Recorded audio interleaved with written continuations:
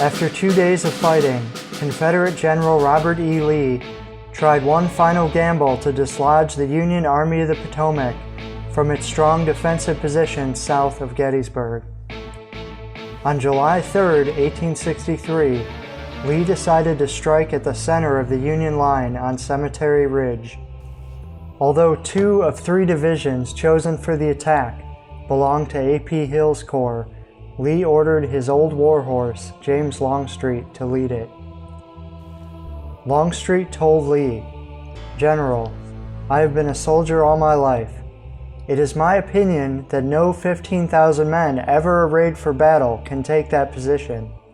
Lieutenant General James Longstreet was an interesting figure. He was born in South Carolina, and he was one of Lee's most trusted corps commanders. Longstreet wanted to move around to the right, get on high ground, and force the Union Army to attack them instead of attacking the Union Army. Of course, Longstreet knew that the Confederates were outnumbered, and he thought it was unwise to fight the Battle of Gettysburg where it was fought. General Lee disagreed, and General Lee ended up overruling Longstreet.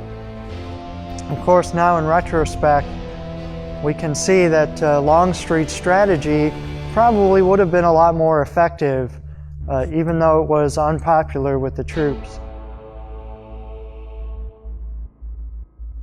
Confederate artillery and infantry occupied the low, wooded ridge, Seminary Ridge, July 2nd and 3rd. Union forces defended Cemetery Ridge. In between lay the Emmitsburg Road and fields crisscrossed with fences. About 1 p.m. on the 3rd day, Confederate cannon along this ridge opened fire.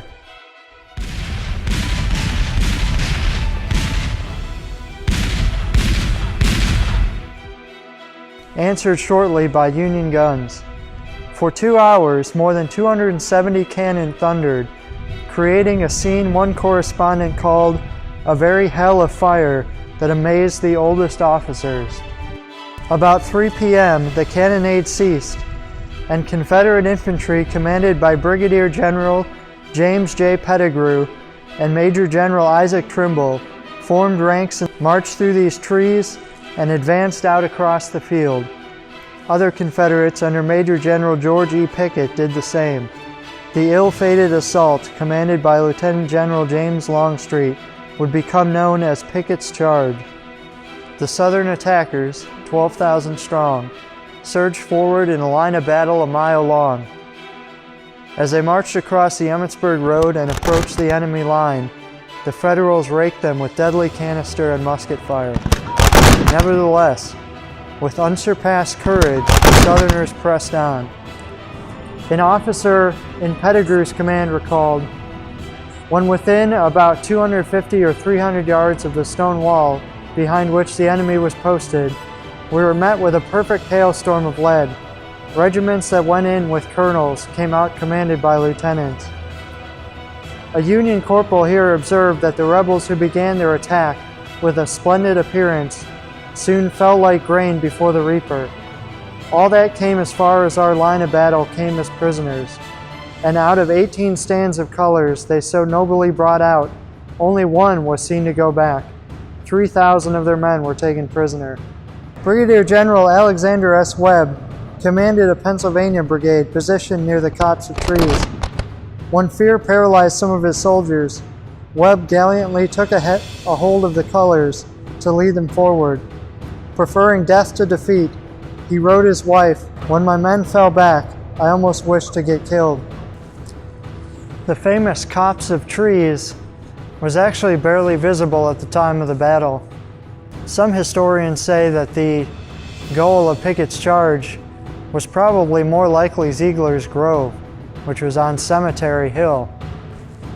The copse of trees, which was more like a little clump of young growth woods and a couple of shrubs, probably wouldn't have been very visible as a landmark during the battle, especially not on those smoky fields.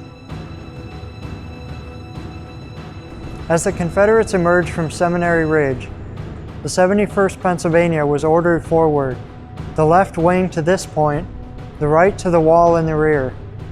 When Pickett's division rushed upon the left wing in overwhelming numbers, it fell back into line with the right, thus bringing the whole regiment into action.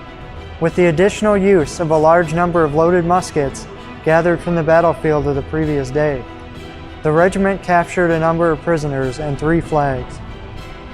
During the cannonade preceding Longstreet's assault, Cowan's 1st New York Battery was engaged a short distance farther to the left, but by the order of General Webb, it moved at a gallop to this position, which Battery B, 1st Rhode Island Artillery, had occupied.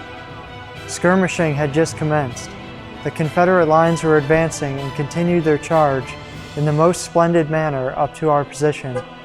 The artillery fire was continuous and did much execution.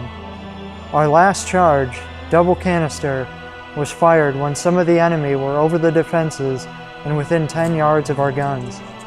Our loss was 4 men and 14 horses killed, 2 lieutenants and 6 men wounded. Pickett's men gained a small lodgment in the Union line at the angle, but could not hold it. Casualties mounted and the attack lost momentum. By 4 p.m., Confederate survivors came streaming back. The Confederate tide had reached its high water mark. The merit of Pickett's charge has been hotly debated, but in retrospect, it seemed doomed to failure before it even began. Union artillery worked with deadly efficiency, and most Confederate units disintegrated before they even reached the stone wall. General Robert E. Lee, commander of the Army of Northern Virginia, accepted responsibility for the failure of Pickett's charge. "This has been my fault," he told Pickett. "I thought my men were invincible." Years later, when asked why the attack failed, George Pickett replied, "I've always thought the Yankees had something to do with it."